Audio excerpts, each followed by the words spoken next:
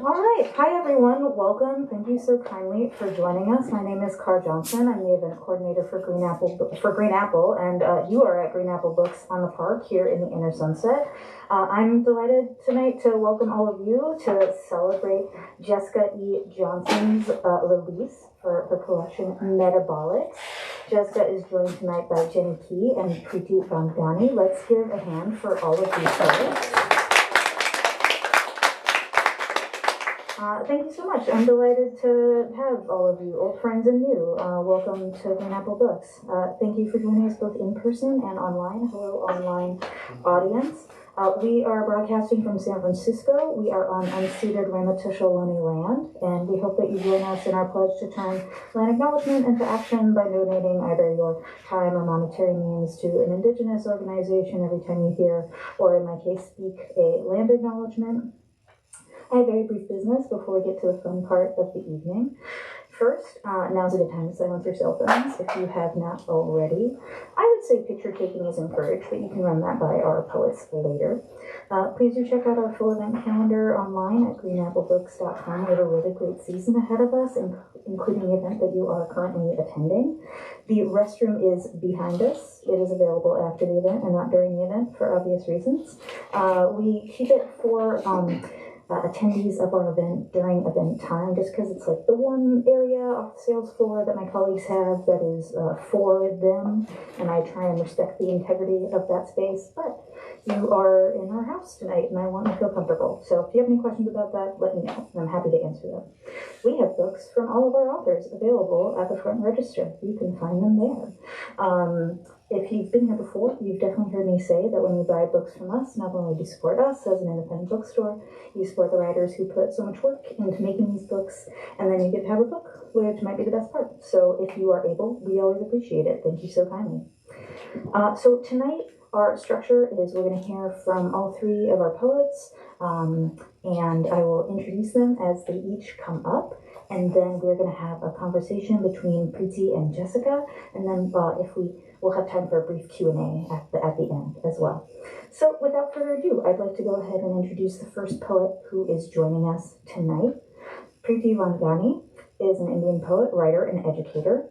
Born and raised in Mumbai, she is the author of Mother Tongue Apologize. Her poetry has been published in Gulf Coast, Hobart, Three Penny Review, and other journals. Her essays have been published in BuzzFeed India, Ladyfingers, Huffington Post, and other places. And her debut short story, Work Wives, was awarded the 2022 PEN America Robert J. Dow Prize. She is the poetry editor for Glass and has worked as a poet mentor with Youth Speaks. She holds an MFA from the University of San Francisco and currently teaches in their program. Please welcome Preeti Vangani. Thank you so much. And also, can we keep it going for our poet who's launching their book today, who's traveled all the way from Portland? Please welcome Jessica. I am so thrilled and so honored to be reading this evening, especially among friends, and so many of us who met at Tin House. And a lot of what I'll read from my newer work actually has a lot of its like foundation bricks in the time that we spent together in 2020. But I'll start by reading, I'm going to try as much as possible in keeping with the themes of metabolics. I'm going to read a poem that's set in my most favorite part of San Francisco, which is the circular area between Cal Academy of Sciences and the DeYoung. And a lot of the trees that feature here and the birds occur there a lot. It's called Abed with Mother Gone. And then it came back to me as I heard a young boy practice his violin under the concrete canopy of the park's amphitheater, the Italian phrase dolce far niente, the sweetness of doing nothing. The violin like a prayer pressed between his chin and shoulder, our one virus that had perhaps pushed him out of home, alone taking his lesson on his phone screen with no audience to applaud, except a dad chasing his daughter, chasing bubbles. And isn't observing a toddler tailing bubbles the equivalent of sneaking in a mid-morning nap? Oh yes. They were all occupied in their business of joy, and I sat with a croissant so buttery I could seduce it. But really, I was just tired of the news. Tired of counting the dead, then remembering the dead. I sat with coffee I did not need. I was beyond awake, hallucinating the eucalyptus was my playful grandfather gone last week. Oh no, gone we knew when he wouldn't even eat soup. What is the feeling that the smell of trees fills one with, which is so much like slowing down our pace wherever we were, so Grandpa could catch up? Dear world, I prayed, go slow today. Take one person less in your mortal stead. Lend us all an extra hour, and we will make no productive claim of calling it, this time, a time saving. Instead, a stillness of feeling, triumphantly useless. Like the myriad minutes spent looking through thick branches to spot the singing blue jay, knowing the bird, like happiness, will have flown elsewhere.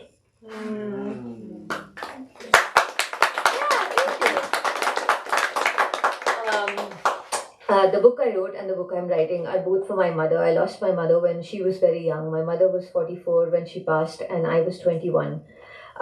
This poem is called Sanyu Patata, which is vermicelli, sweet vermicelli with spicy potatoes, and it's a breakfast item that's prepared a lot in my ethnicity. I'm from a Sindhi background. And my grandmother made this every Sunday for family breakfast on my grandmother on my father's side, who's referred to as Amma in the poem. Sayu Patata. Both her replaced knees were past their shelf life, yet Amma insisted to cook sitting on a tall wooden stool, stirring vermicelli into sweetened milk up front. Second kadhai on back burner, blistering spicy potatoes, while mummy, my tomboy mummy, played sous chef. And if my mother's judgment went awry, for instance, with salt or cumin, Amma's ladle that she whisked light as a wand in the oil's hot rivers, lest cubed potatoes crack, would become not something Amma used, but was armed with. This was often and normal. As normal as Shah Rukh Khan employing 100 words for love in one song where only one word would do. Pyar, ishq, ashnai, ulfat, mohabbat, meet, yari, preet, junoon. So much love on television, so much anger inside the house. Sucked, sipped, swallowed. Spit it out, mothers, I wanted to yell. Look, Shah Rukh's playing his arms in a Jesus-wide stance, that smoldering smile, even the sunflowers he prances around are swaying with blush.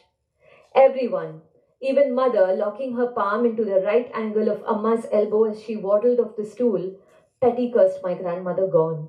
Then she was gone. Much after my mother, though.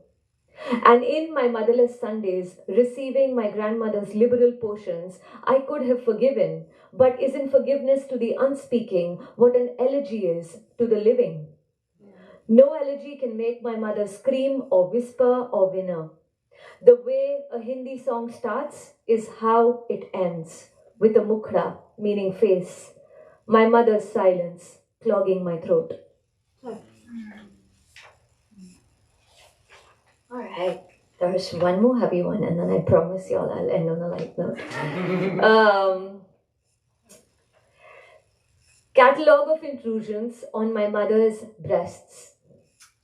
My father's head, his mouth a nicotine breath, her hand in wonder, also in hunger, black beads of her Mangal Sutra, her hand in labor, nails carving half moons, my little wailing mouth, the milk within, its short supply, her fingers squeezing, praying for more, the guilt of formula, my first hunger and her hunger to keep me full, lactation supplements, enhancers and thinners, pain relievers, primrose oil, the nurses push and pull, and uncle's eyes, another uncle's eyes, ice packs in June.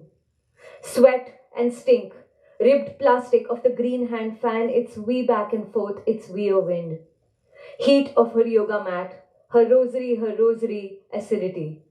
Estee Lauder's tuberose gardenia, a kerchief and rolled up cash in her bra's trap. Manoj Bajpayee on television. Jiggle from shimmying in the kitchen to kajrare. Cholis and kurtas, the landline's receiver where the heart does its business. And the cordless, the strapless, it's pinching under wire. Half cups and corsets, white cotton, white lace, the bright colors they became in the pre-wash soap and shampoo trickle down, my piss, my burp spit, my drool, her burps, her loud cow-like burps. And chlorine from Water Kingdom's summer holiday rivers, bump bump from fluoride. The benign lump and biopsy's needle, mammogram clamps and doctor's hands, a pull plug, logs of wood where a child of mine would have cooled. Thank you.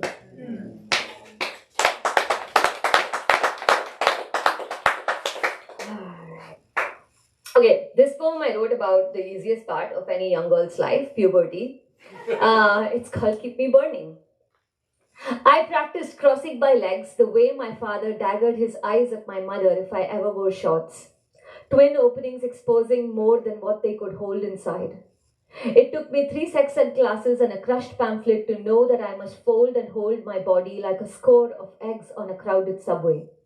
My period premiered the night we went to watch Godzilla, which wasn't as scary as the sports teacher asking bleeding girls to sit separately in a lotus pose, a quick whip if the line of our panties showed through the pinafore. We played telephone with our hands instead of running in the sun. In moral science class, the only girl with waxed legs passed a chit under the smooth wooden desk. It read, "When he touches, I feel hot and cold at the same time." I lay naked on our marble floor, fevered, under his ripped, full-body poster. I touched myself the way my sister braids and wiggles her toes, over the phone under the sheets coral pink. Her words like submerged seeds on strawberries. Who knew those were achenes, the berry's ovaries? I asked my mother what was the big deal about sexing, and she asked me if I'd eaten all my fruit at lunch. What would Madonna have done? I vibrated all around my pimpled ears with a Walkman or a home karaoke mic between my thighs, knowing there was a sound inside that would leak on any given Sunday in choir as he'd hit his solo bits of "Give me oil in my lamp." If only there was a way to touch the difference between fill and feel. If only I knew how I could make origami of my shame and let it fly, fly, fly. Thank you. Thank you so much. And once again, thank you to Green Apple and Card for organizing such a beautiful evening. Thank you.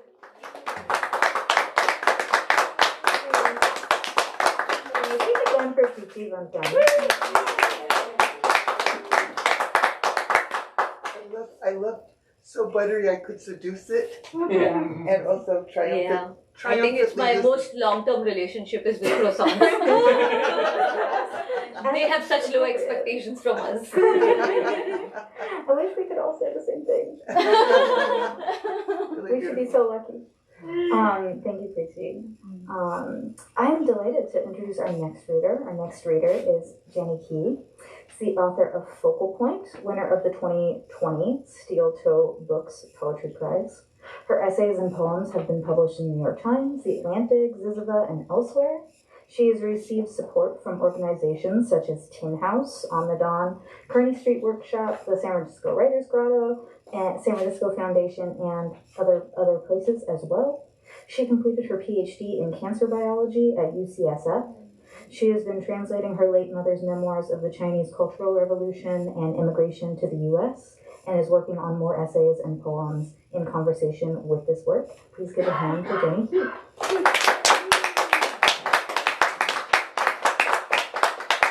Great. Thank you so much, Car. A quick note that my last name is actually pronounced Chi. Oh, I'm so sorry. No worries. Yeah, so thank you so much to Cara Green Apple and Jessica. It's so good to see you guys. So all of us know each other from Tin House, as we were discussing earlier, including Deshawn in the audience here. So I wasn't actually going to read this poem, but now I feel like I have to read the Tin House poem.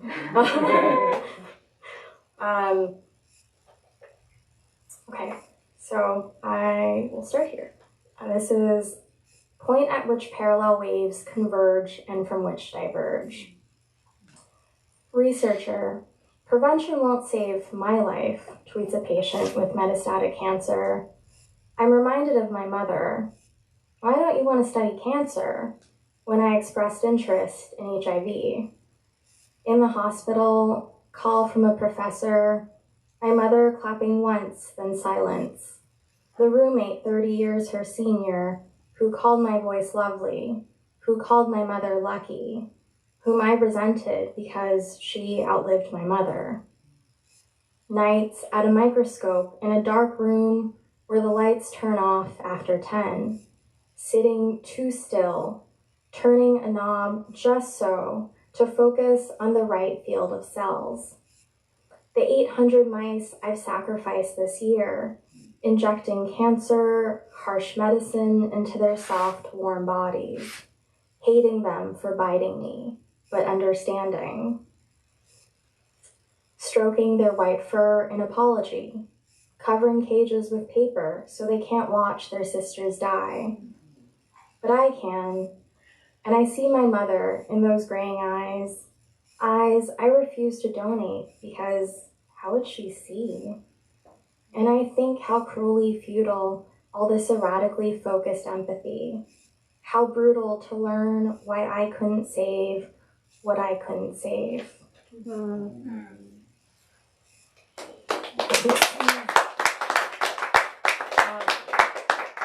That was definitely the most downer of a poem, so it will only go up from here.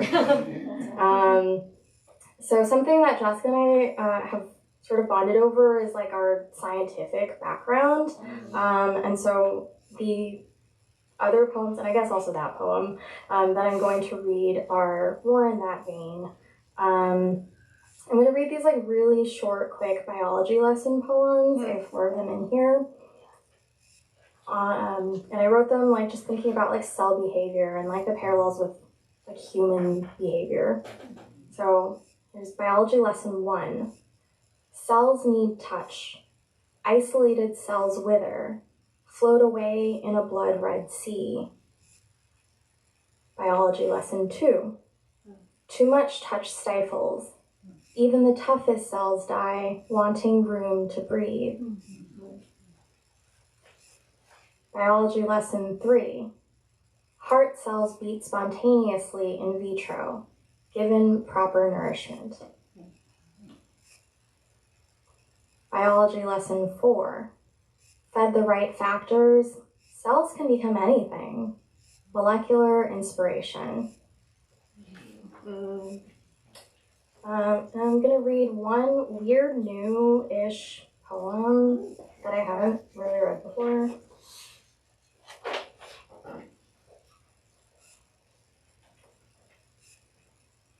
Mute. Once upon a time, I wanted to be part of your world. Treading water, I mimicked your lazy loping strides, harsh staccato of your voices, ballooned with the thrill of transformation. One day, I opened my mouth and my voice trilled unbidden, like a bird I heard in a dream.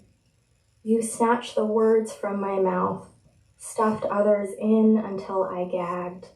You laughed and pushed harder. When I spoke again, the words died and turned to stone, poured into my pockets, formed chains around my neck. You pelted me with stones from my own mouth. You said you could mute me again, so I beat you to it, sliced my own mouth into a wound, watched it flop soundlessly like a fish, bleeding and breathless. I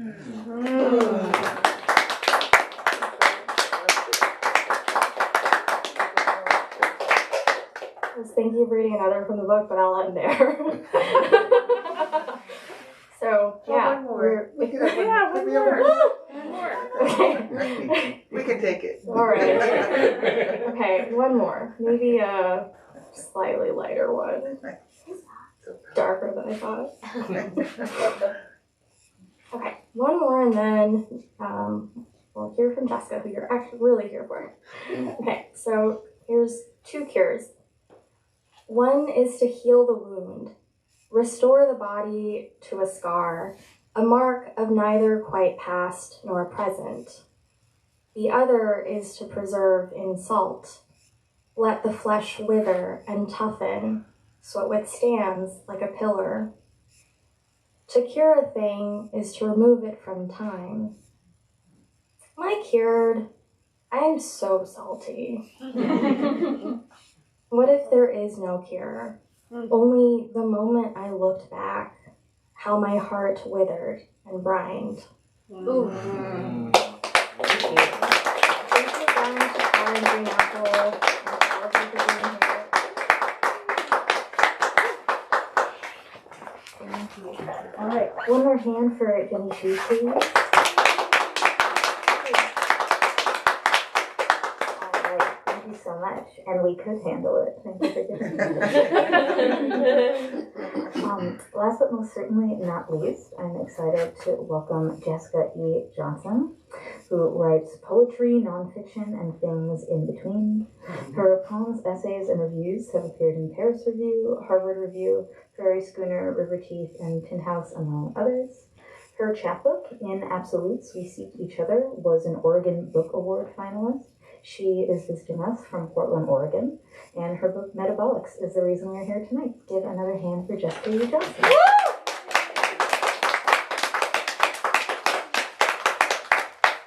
Hello, beautiful people. Hello. So nice to see you. And hello live stream.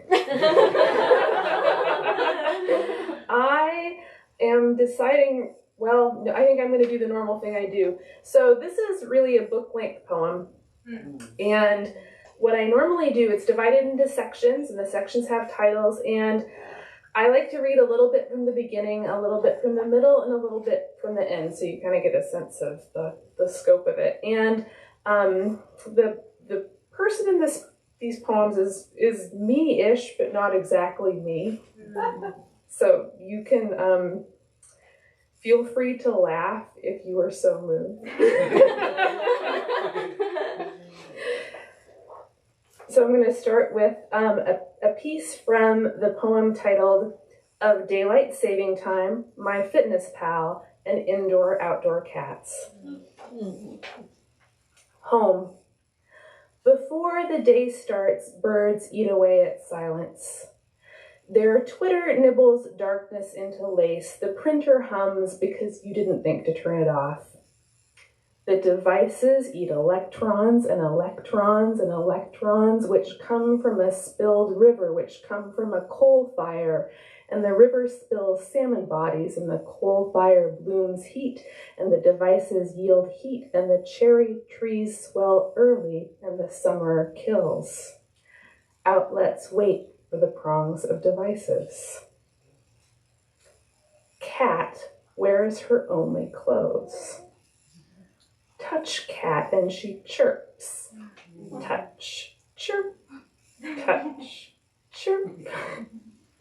The regular life eats money. The cars eat money. Each device needs its own cover. Each life in your home, in fact, needs coverage. And money eats time. And even before the day starts, well before the dark sky erupts in birdsong. Cat, the beloved specimen, the invasive species, cat, the little piece of midnight velvet attaches briefly to carpet, storing up energy, her characteristic throat music, the sound that first endeared you to her, that persuaded you to choose her, to feed and warm and watch over her furred body with its bits of sharp despite. Cat, too, charging. Despite so many attempts to resolve this tension, sometimes you are you and sometimes also mother, just as light can be both particle and wave. A person sometimes, other times a role, and no one can locate you at any particular time on that continuum of you and mother. At best, the observers, you the self-observer, could assign a probability.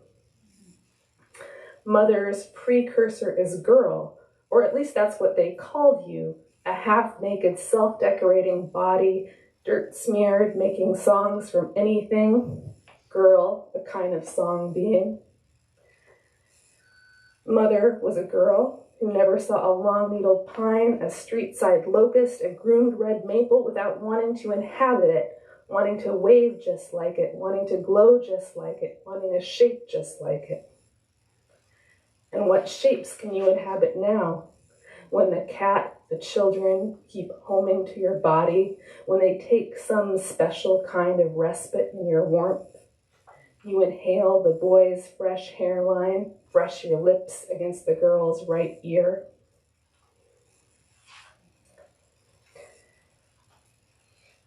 And we will move now to the middle section of Cloudland of Plastic Land.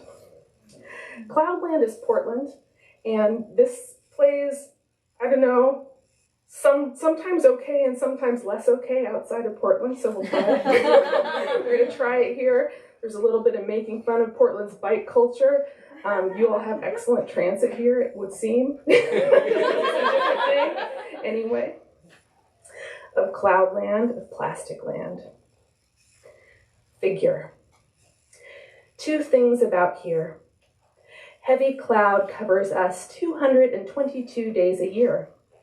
On graphs, the population line rises skyward. Figure. Fog consumes the treetops, takes them swimming in itself. A cloud lake touches down. Here in beautiful, sought-after Cloudland, the city is a known utopia of street trees, an invisible map of circular havens, a spectacular keeping out of, a series of awkward moments. The city eats the sensation of belonging and sells it back in the form of handcrafted, in the form of kombucha, in the form of zoning, in the form of programs, in the form of bike paths, in the form of curated produce. The boy, the girl produce war games, swordplay, and songs against each other's bodies. Each wants the most of what there is. Each carries a blanket ready to cover the other's hurt, each ready to wrap the other in arms. They break the forest and cradle its debris. The boy and girl find mother, ask for mother, find her cheek, her neck, all this together pools. The cat, the dog arrive sensing together, find mother taken up. The cat, the dog adhere to one another, watching. In day, the heat of grown bodies, in night, the flood of home, in a pool of much, the arms aren't sufficient, the Cloudland fails to curate its plastic. Pages eat ink, and pens used up leave plastic husks. Nothing digests plastic. Activity throws off small acts of plastic. Our clothing sheds filaments of plastic. Seabirds take up plastic. Whales take up plastic. People try quitting plastic for 1 month and say it's very hard. We all take up plastic and live.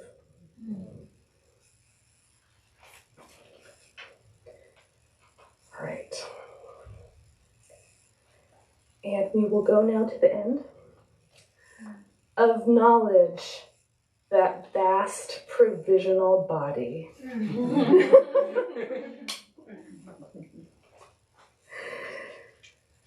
On a weekend in full daylight, you crave the compounds released by decomp. You rest your padded bones on damp ground, on so many fragments of cedar, while the boy, the girl, embark on challenges, climbing hills and fallen logs, teaching their bodies the shape of mountains. The feed proclaims, a single session of exercise alters 9,815 molecules in our blood. The pathways turn and we unlock ourselves.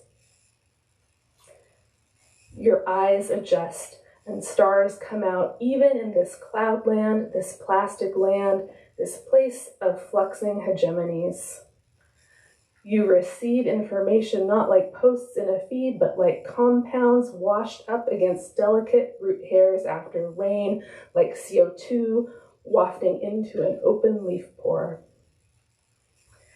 Say one night after they're in bed, the fridge humming, you open up the screen door and step out. You full of night, night full of you.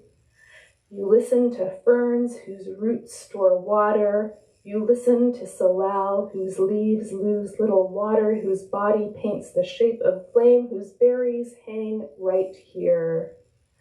The super/blood/wolf moon now risen. Like the moon, you have stopped counting what you feed yourself. The slice of apple in your mouth and gone before you realized you were holding the knife. Body feels the day coursing through it, needs movement to consume pools of worry.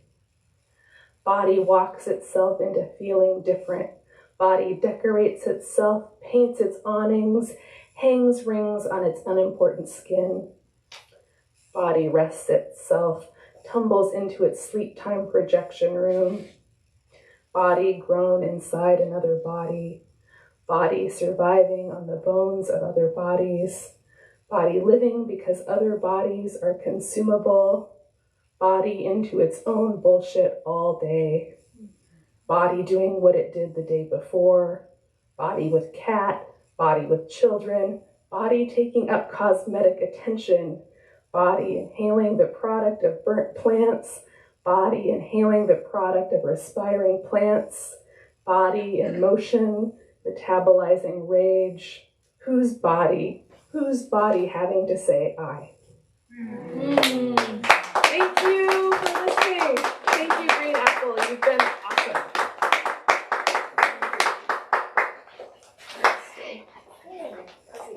Let me just adjust this for you here.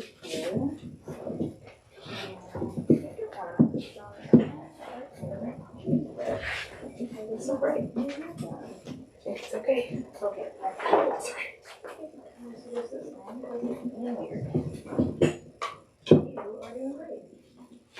Okay. Well, I'm gonna turn that on. Thank you. Can I give one more hand for this? Yeah!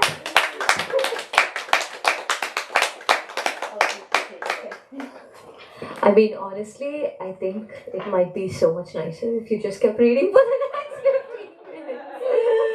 Because those poems are so brilliant. I already spoke with Jessica a little bit, so pardon me if, like, in the cadence of my talking, it feels like I'm referring to something that happened 48 hours ago, because it did. I was not sleep talking. But I am so in awe. First of all, congratulations! Thank you. A whole book-length poem. I'm so in awe of how, this project sort of balances, or rather, fully centers the idea of the mundane, but never shies away to think about, women's bodies, climate crisis, the speaker's body, the children's bodies, how the cat's body. Like, there is like this, shawl of democraticness through language that's sort of cast over all the characters in the book. So I want to perhaps ask about how did you, keep rooting yourself into the mundane and like fight the urge to be overtly pedantic about life, because these are really, really necessary and urgent topics. And I take it that, the essayistic mind can take over. But how did you sort of center it to the mundane and the self? That's such a great question. And the democratic shawl is beautiful. That's a beautiful image. I'm gonna keep that in my mind. Steal it. Steal it. I hope you put it on a shirt or something. It's my collective now. So what I was trying to do was describe the items of my daily life, including within my imagination, like my thinking, in terms of metabolic pathways. I was trying to sort of hijack scientific language to talk about my own experience, my lived experience, and sort of gesturing at the notion of a shared lived experience also, the places that, are common languages for things, which is maybe where the political and technological and domestic come in. So I was trying to, those were the components. So all the parts are from everyday life. So I was trying to anchor all the poems in everyday life that way. And the scientific idea, which like in my earlier work, I might have written about working in the lab. Like I have a really long poem about working in the lab. And then I have other poems where I'm talking like really explicitly about science. And this time I tried to borrow it as a shape or a metaphor and let the everyday things inhabit that shape and that metaphor. If that makes sense. And it's like, even when, like science is perhaps the trigger for a poem or an image that takes us in is a very scientific one, in none of those, short prose pieces do I ever feel like we don't get the lyric. The lyric is so beautiful and it just shines through all the pieces. And I love that balance. That's not a question. That's just admiration. But I think because we're talking about science, Jenny gave me this incredible question, so maybe I'll jump into that. And she spoke about how we love the figures. I especially love the figure on page 37, which sort of captures how the speaker's mind wrote poems before being a mother and then after, and it's just the diagram that should preface every textbook ever, not just science. So we are thinking about how we love the figures and the invocation of scientific documents as they are contextualized in the here-in poems, and would love to know more about the process behind them and what you chose to make into figures. How did all of that come about? So a lot of this book, and we did talk about this a little bit a couple days ago, came from like the spirit of why not? Why not do that? I could do that.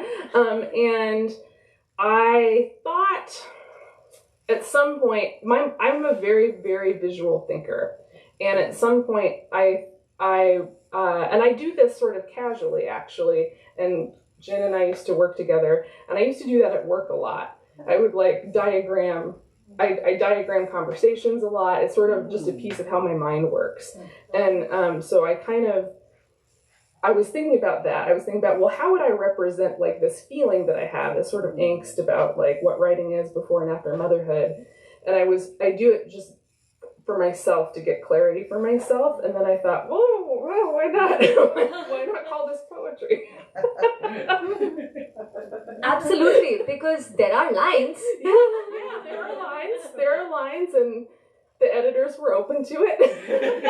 I didn't submit it with the book, but they were open. I said, I have these diagrams. What do you think? She said, sure. That's amazing. And then do you think that, your sort of earlier education in science did you go back to research in that kind of formal way? I did, because I wanted to make sure I was remembering with reasonable accuracy. So I did get out the books and reread, and I looked up textbook examples. A lot of the italicized language in the book comes from textbooks. Yeah, I did review for confidence. Yeah, no, one of our students, when we were talking about the book, said this thing that, the shorter prose poems, for folks who haven't seen the book yet, they kind of unfurl like this. And the student was like, they kind of do look like little captions that you find under diagrams, which I thought was such a cool connection. I guess maybe let's talk about the idea of repetition, because it's so present within individual poems, individual pages, but also how images almost cyclically keep reappearing, like the cat or the cedar, or even the idea of plastic is like it kind of reappears more solidly in one section, but kind of becomes the refrain in others. Again, a lot of that came from the inspiration. So when I first started reading from the poems that became this book, I did a couple of readings in like 2018, and I would print out the Krebs cycle and be like, oh, hey, this book is about this sort of, and people were interested in that. And it has a limited number of components that are coming in and out of the cycle. And this comes in, but then it feeds back over here, and then like the parts recur. So that cyclical aspect of my visual inspiration is probably where the repetition is or again, it was sort of what gave me permission to do that, if that makes sense. It all comes from the diagram. Idea. Yeah. Yeah, the idea of the components that feed in, and like ultimately energy is being converted and exchanged and taken up. Thank you for nodding, Jenny. I just did that with my friend Sarah, whose husband is a scientist, and was not nodding, and I was like, oh. I appreciate that Our science experts are better. You're affirming me, it helps. No, I love that idea so much because I mean, of course, we are thinking about consumption and even the cat having to charge, itself. Yeah. So it links it, that those motions link into cycles of consumption. Yeah, absolutely. Which is why I just love the title so much. It just feels so fitting for every poem in the book. All right. So I guess I have one more question. Oh, right. We were talking about this a little bit, which is that it feels like a very quick read. I don't like the word accessible very much, so I'll say, you can read the book fairly quickly, and then you sort of keep getting haunted by a few images and how the lyric is transformed, etc. That was my experience, and I kept kind of going back to it. And then I was like, but what comes before that? And what comes after that? And, like little sort of emotional machineries kind of reveal themselves in these patterns. So I guess the question was, in thinking about the longer poems, there's one longer poem that prefaces the book and then one urine poem that ends the book. How did you go about thinking about the contextualization or the urine poem and, the order in which perhaps these were written? Because to like the reader, it's so pleasing. The order is so pleasing. It really just feels like you are being handheld day after day, waking up with the speaker, and another day and another day and another day. It almost feels like a film storyboard stitched together. And then, towards the end, we feel like we've lived a certain section of their life with them in the order of day and night. So how did all of that come about? That's really pleasing to hear you say that, because I don't think it was like that starting out. I think that it was in revision, trying to create like an experience that you would hopefully enter and stay in. And I think that is some of what leads to the quick readness of it. And then with the contextualizing pieces at the beginning and end, that was another like why not moment, because that's not super common in poetry. I think there's some people who do Chelsea Minnis, I think, does some prefaces. There's some other people who do prefaces, but it was not something I thought of as on the menu. And then once it came on the menu, I was like, oh, okay. So I wanted to set up, I wanted to, in as poetic language as I could, let people know what the inspiration was and what was coming and who is this speaker and what is this life that we're entering, so that people could enter it and then like not come out, if that makes sense. Yeah, it really does feel exactly that kind of, like permission giving portal to the writer, but definitely also to the reader. And it's like, now we are on this journey together. Something I'm really obsessed with as a teacher, but also I suppose as a writer, is because I've often been like drawn to writing about subjects that people I think need a lot of context to enter. And poetry is such a hyper condensed genre that can be really challenging. It can be challenging to let people know what it is they need to know in order to be in the poem with you. So the idea of poetry and contextualizing poetry and how much the poem can carry its own context and what are the ways in which the writer can supply that context in a way that doesn't feel heavy, is something I'm always really interested in, especially since I write nonfiction where you can just go for it with the information, Yeah, and I sort of, I've heard this phrase a lot in poetry circles where we say the book teaches you how to read itself. And this sort of contextualizing this framework is such a generative way to in service of that idea. And I mean, and it also sort of reaffirms my belief that poets can do anything. It's like, so I told myself I would write a preface, but also I made it hella non-boring because I mean, when I bought novels as a kid, I was just like, You come to chapter 1. You can do anything if it's non-boring. Yeah, I really admire it so much because there's so much assertion in there, but there's also so much space for wonder. And there's a line that says, "What follows might be read as a domestic sphere wishing to declare itself a microcosm." Only poets can write that. They're never having me back A here. domestic shawl. And the democratic shawl. Yes. Democratic hyphen domestic shawl. Okay. That's good. Are we doing good on time? Should we pass it on to the audience, perhaps? Yeah, all right. I have run out of questions and jokes, so but we'll pass it on to y'all. So, of course, the floor is open. Anyone have a question? Go for it. I have another question. Okay. Which is also about process. Because it is sort of like one long poem in these prose poem blocks. And you said that the process was not as neat as it has come out to be. Neat can sometimes have a negative connotation. I don't mean it that way.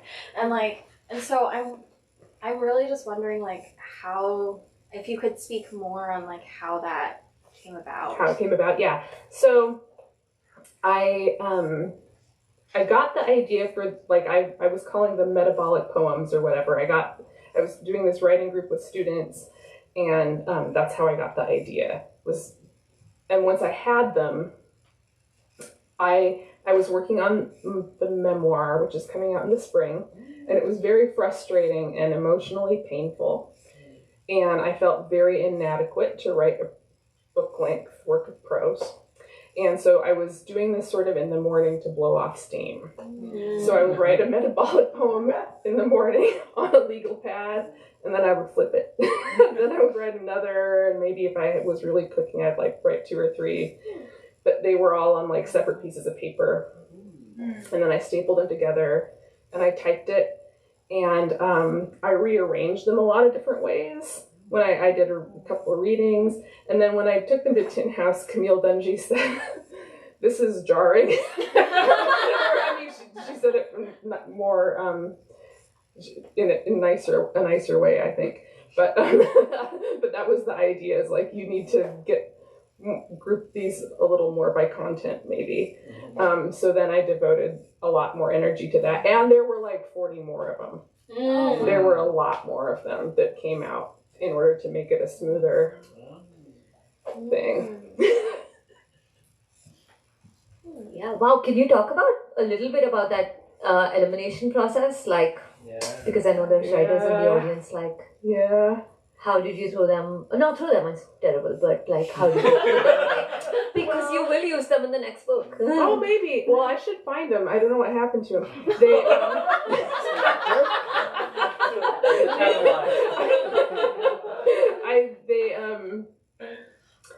I was really surprised that anyone liked this, to be honest with you. So I was and maybe that my casualness helped it, probably.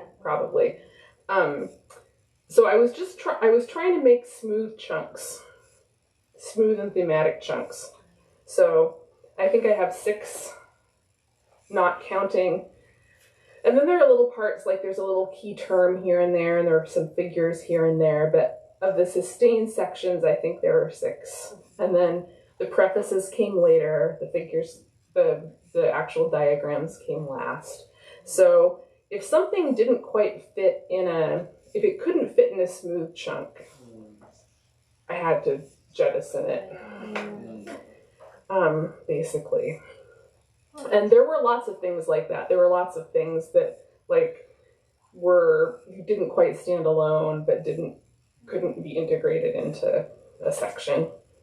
I see. Yeah, that's really helpful. And did you say that you just stopped when you arrived at the end of the legal pad and you were like, this is it? Maybe.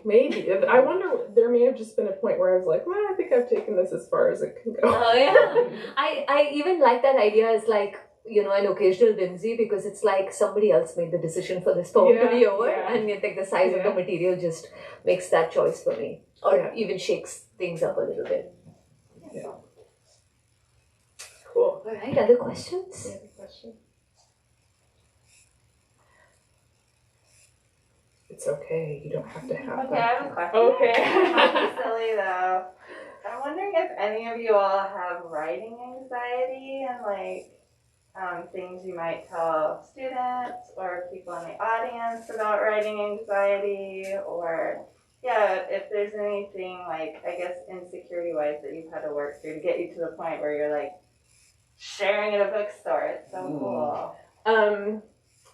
Define writing anxiety, because I would imagine there's like just such a host of anxieties that like when you're thinking of writing anxiety, like about doing it, about what do you...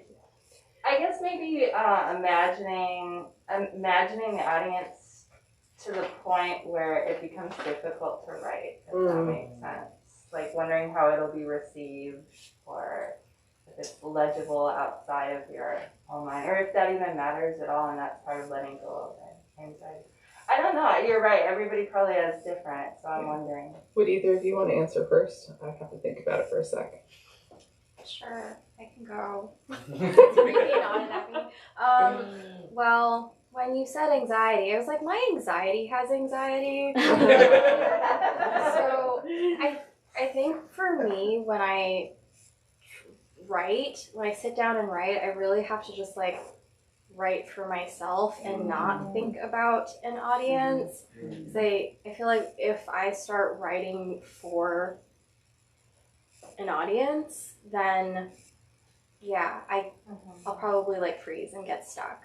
And I didn't really have problems with that, like writing my first book, because I never intended to like publish a book. Like it just kind of happened. I just like accumulated a bunch of poems, and then I was like, oh, what am I going to do with my 300 poems? Yes, I should do something with them. And like, so now actually like sometimes I catch myself sort of thinking about like, oh, like, where am I going to like publish this? And I'm like, no, I can't think about this. It's just, it's almost like I have to like discipline myself to not think about it. I can relate to that. And the more, particularly the more you're thinking about the end result, which is like this, the more it inhibits me. And what makes me comfortable, I guess, is, you know, over time, I think I started writing seriously like 25 years ago. So over time, there's sort of a ladder of exposure, right? When I took this book to Tin House, it shocked me that all were so warm and so welcoming, and like saw things in the book that made me feel affirmed. So there's like this small circle of affirmation. I mean, not that workshop is always super affirming, but often it can be. And so like that's a step on the ladder that like helps you like step up to sharing it wider and wider and wider. Yeah, I love that idea of the ladder of exposure. My problem is that my personality is one that is very, very direct and highly indecent. So I feel that in social situations or in a public facing manner of life, I always have to pull back on my candidness.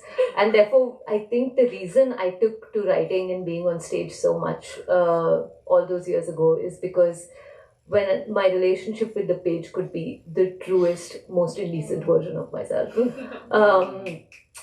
And so it feels very freeing. I'm also an only child. I love talking to a television that's not working or walls. So I feel like I can recreate the freest part of my childhood when I'm writing. However, having said that, and as we age in a literary sense, a lot of the pressures of why my poems are not getting picked up or why certain poems are not getting picked up, that kind of circuits in my brain a lot. So the anxiety is omnipresent. It is as present as the urge to make something really good. And I think it's really just, how the coin drops every day. Like some days I wake up not worrying about that side at all, but other days I'm just like completely whaled by it. However, the urge or like the theme on top is always to return to the most indecent self.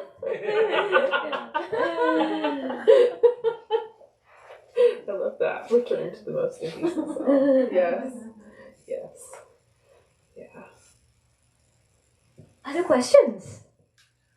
Yeah, we can talk about anxieties for I haven't seen the book at all, so maybe I'm asking you about for the whole book, but you said you talked about the difference between writing before you had children and after you had children, and I was wondering if you could speak to that. Yeah, I drew a picture, which I will paraphrase. So the picture describes there's sort of a neatness to the before diagram, and there's a square of time and space with which to process and create that is sort of enough to contain experience. And what comes out is sort of a neater poetics. And I will say also that I was trained in a formal school of poetry. I was really trained in I think an old school aspect of it, and used to write a lot in rhyme and meter even. And afterwards, experience got completely wild and jumbled, and the time and space in which to process it shrank dramatically. And where before I had sort of neat poetic lines, I came out with these sort of unmoored fragments and a much more jagged and asymmetrical poetics. So actually, becoming a parent radicalized me as a person and totally shook up the way that I write, because I felt like the kind of poetry that I did before, I struggle to remember whether in my education I was ever taught a poem about motherhood. I don't think I was. So it felt like when I was looking for models about how to write it, I didn't have many. And so I had to look beyond my education, which was overly narrow. And I sort of sought, I read, my reading became a lot more experimental. Yeah, so it changed a lot for me, and I started looking for a poetics that could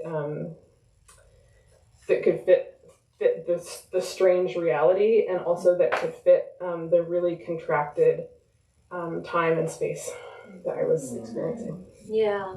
And I think that's what I admire so much about the form. And, I keep talking about the quickness or the page, how the pages turn or how condensed the lyric is, but how much it says. But I so love that the living and the actual life stage embodies and is ever present in the form. It's like, this is the life stage and this is my matrix of conflict and weariness and constraints, and this is what I can do in this frame of mind / living. I love that idea so much. The poet Kendra DiColo talks about this idea when she wrote her third collection. She was talking about, breastfeeding her first child. And in an interview, she spoke about how she literally had very little time, but the ideas were still there. And every time she got like a minute of like awakeness or like, some kind of deep awakeness, she would just make little notes on her phone, and then like a month later go back and collect all of these little fragments.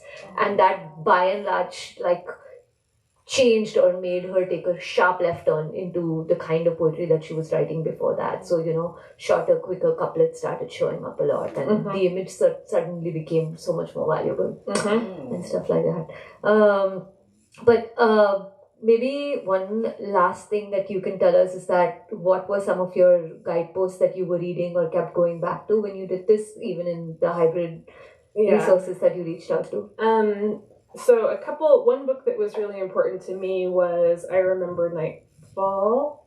It's a translated book by Marosa de Joajo, a Uruguayan poet from like the middle of the 20th century. And those are prose poems that are like very mythical and also very much in the same world and very much like a mythologized domestic setting. I was reading those a lot, and I think they rubbed off in this book quite a bit. Reading and teaching the works of Craig Santos Perez has also been a major influence for me mentally. Yeah. So I've been teaching his books in environmental literature for a long time, and I know that sort of the idea of book lengthness and even, more than one book lengthness, I think came from that idea. And also the sort of, I don't like the idea accessibility either, but like it is interesting. There's a real ladder of access there, like people who don't like poetry like his work, and it is it's fairly experimental, which was inspiring to me. Yeah, this is so true. And his work, it like shines on the page, and I saw him read a couple of years ago, and it's like equally, but that is it. Yeah. The idea of access, it's like present. Everybody laps it up and has something to take away from that. Yeah, that's wonderful. I'm just curious, why don't you like that word? Oh no, I meant it when we were originally talking about like the book is very accessible. I wanted to say that it's easy to go through it in one sitting and then come back to it, and I didn't quite feel accessible was the right word in that context. We are poets. We think about this thing for 4 hours and then we'll come back and be like, but accessible was the right word with a colon. With a colon. Thank you so much. Yes, thank you. Thank you for having us. Please give it up for Jessica.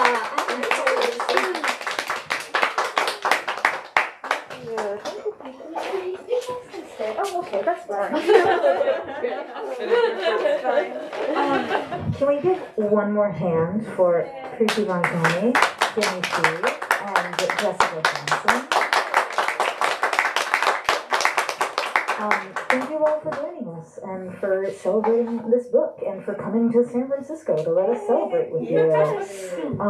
Thank you all for being here. I'm so glad to have you. Thank you to our online people as well. I'm just here to say that we have books from all of our writers available at the front. You can find them there. I think they'd be happy to sign them for you if you ask nicely. And if you need anything else, I'm happy to answer any questions. And if not, we'll see you next time. Thank you so much.